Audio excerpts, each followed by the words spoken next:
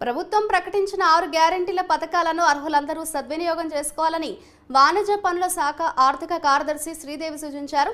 కొడంగల్ శాంతినగర్లో నిర్వహించిన ప్రజావాణి కార్యక్రమాన్ని కలెక్టర్ నారాయణ రెడ్డితో కలిసి శ్రీదేవి సందర్శించారు. ప్రభుత్వం ప్రకటించిన పథకాల్లో అవసరమైన వాటికి దరఖాస్తు చేసుకోవాలని తెలిపారు. ప్రజలకు పథకాల పట్ల పూర్తి అవగాహన కల్పించేందుకు చర్యలు తీసుకోవాలని అధికారులకు సూచించారు. ఆధార్ కార్డును పరిగణలోకి తీసుకుని దరఖాస్తులు స్వీకరించడం జరుగుతుందని ఆమె తెలిపారు.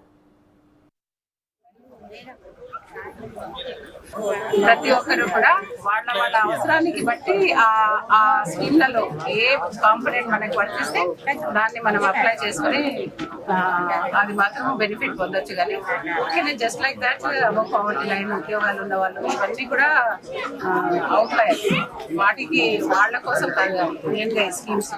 రెండోది ఇళ్ల గురించి వచ్చినప్పుడు కూడా నేను అప్లికేషన్ లో చూసినప్పుడు చూసిన 13 year old కిడ్ చదువుకుంటున్న అబ్బాయి ఉన్నాడు కాబట్టి ఇప్పుడు నేను జాయింట్ ఫ్యామిలీలో ఉన్నాను, నా కొడుకు కావాలి కదా అని అడుగుతున్నాను. ఇంకా అంత దూరదృష్టి ఉంటే ఏం చేస్తాము. అందుకని ముఖ్యంగా ఏంటంటే అత్యవసరం ఎవరికైతే ఇప్పుడు ప్రస్తుతం ఇల్లు లేదో వాళ్ళు వాళ్ళ గురించి అప్లికేషన్ పెట్టుకుంటే బాగుంది.